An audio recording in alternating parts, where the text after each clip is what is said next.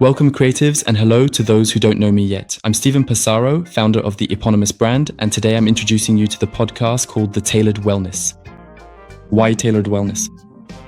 Tailored in English means tailored or fitted, which is a bit of a nod to my love for tailoring. And wellness is the idea of expanding all my work around well-being, community, fashion, and creativity.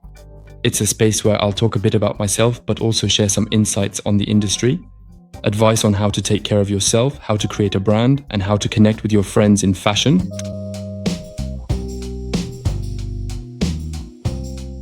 And we'll start with my journey. I have a very unconventional background. I started by doing a high school diploma in electronic engineering. At this point, you're probably thinking, what is he talking about? Basically, I used to have fun programming coffee machines for my diploma, so I could take different electives. That was back in 2007, I think. I can't really remember, but that was a long time ago. After that, I wanted to be a web developer, a web designer, and work in events. In the end, I went to art school. No, that wasn't the right idea. Sorry, mom and dad. I did a degree in applied arts. That part was cool though. Fashion, textiles, communications, spatial design, a bit of everything really. Kind of like me, a bit of everything. And I really liked that aspect where my brain was able to think 360 degrees about a project from A to Z, from design to communication to execution to the details of production. That really stimulated you. And then in France, they tell you, well, you did your foundation year, okay, but now you have to make a choice. A what? A choice? That was tough. Because I wanted to go into fashion, but I saw that field as something difficult.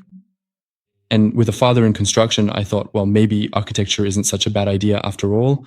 I did a BTS in architecture, scenography, and set design, which were 2 wonderful years where I discovered a bit about theater, opera, interior architecture, and exterior architecture.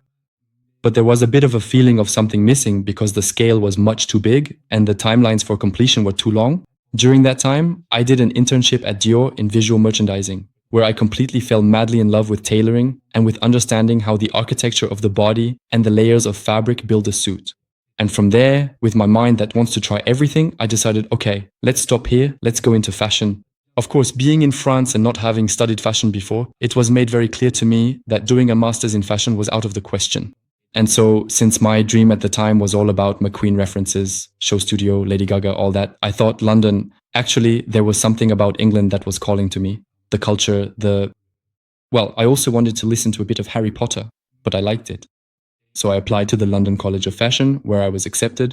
So I did both my bachelor's and my master's at the London College of Fashion in MA Fashion Design Technology, menswear, as you can see.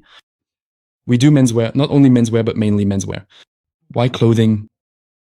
That's a very interesting question because I think it's the first thing you notice when you meet someone. Of course, it's the face, but also how they're dressed. And for me, clothing tells a story, an identity, a sense of belonging to a group. But above all, for me, it was also a time when I wanted to create a space where I could be myself and feel safe.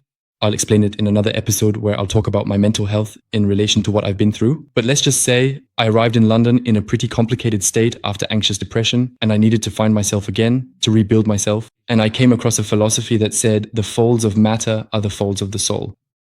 Very poetic. And it basically says that as ourselves, as individuals, we are made up of emotions, feelings, states of mind, and that this is reflected on the outside.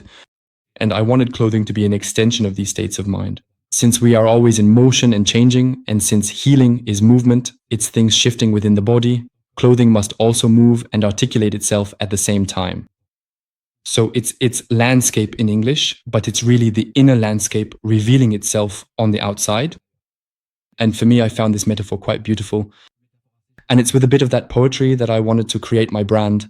There are really a lot of elements. I can't explain everything, but those are the main things. The reason I wanted to do this podcast today is that often the podcasts I see and discover are made by journalists. And the idea behind this space was to offer the perspective of a creator and to see things from behind the scenes. And in the second part, I really wanted to give a voice to other creatives I meet and work with. And the idea is to talk creativity for creatives without any judgment, without any apprehension, and to give a voice to what does it mean to be creative today in a community that is fashion? But not only that, it also speaks to photographers, writers, painters, simply to art in general, or even to design. And how can I give you advice and share my expertise on different topics that matter to me, like spirituality, business, entrepreneurship, what it means to be a creator in Paris, or simply how to be yourself in your creativity and feel comfortable with it. Why these topics? Because I'm also revealing a bit more of myself than usual. It's not easy for me. For those who know me well, they know I'm extremely introverted, that after work, I like to go home and be on my couch. Actually, not even my couch. That's not even true, because in the end, I go to my console or play video games. But I like to be by myself. I like having those moments when I'm alone with myself. I need that. I'm someone who's highly sensitive, neurotypical. And I want to thank Yola, a very good friend who helped me put words to what I was feeling and who I am.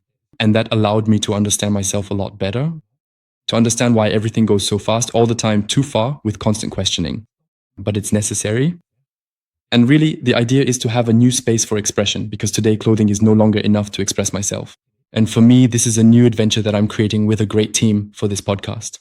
You'll also learn how to start a business, how to create a brand, how to network with people. I think I already mentioned that in a way, and how to build a community. That's also very important to me. And that's why I want to invite the creatives around me to speak up soon in another segment. I had already started a year ago with one of my best friends, Canibris and Gayen. We shot the first episode, and honestly, we did it kind of homemade, DIY style.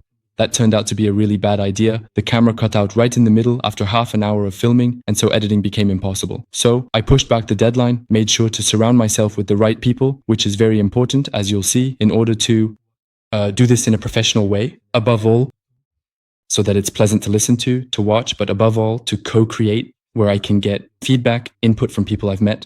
I talked about it with people around me.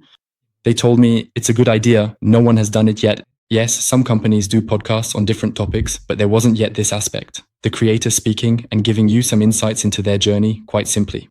And I think I'm going to start talking about myself for once. Without taking you through my whole journey, who am I outside of fashion? That's a good question. Often when you meet someone, you ask, so what do you do for a living? Oh, I'm a designer. Oh, wow. But that's not the point. If I take away who I am as a designer, I'm a creative person, someone sensitive. My best friend would tell you that I'm too nice. A nightmare?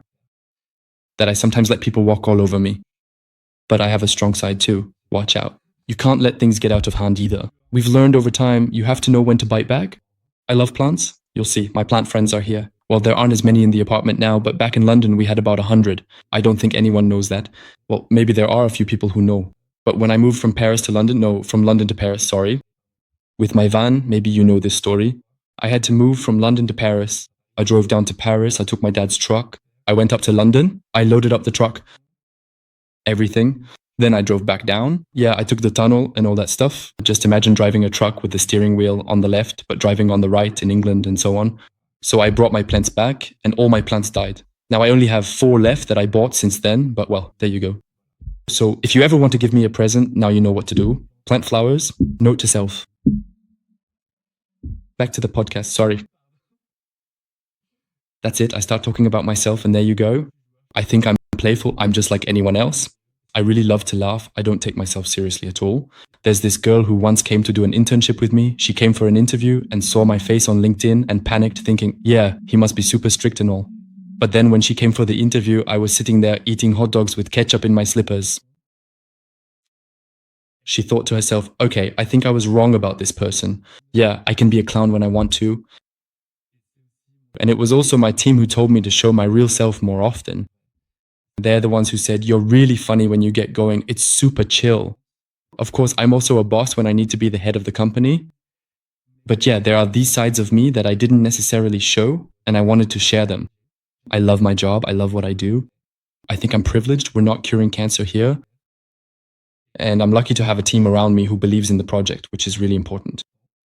And I really wanted to highlight them, to be able to share all the expertise and experience I've gained over the past 5 years, whether it's the good things, good times, good advice, people who supported me, or even the setbacks, which in the end are learning experiences. But yeah, it's kind of an open conversation. It's far from perfect, but perfection doesn't exist. And I live more by the philosophy of Wabi Sabi, the art of imperfection. And I hope you'll enjoy the episodes as much as I enjoy creating this content with you for what's to come. See you soon.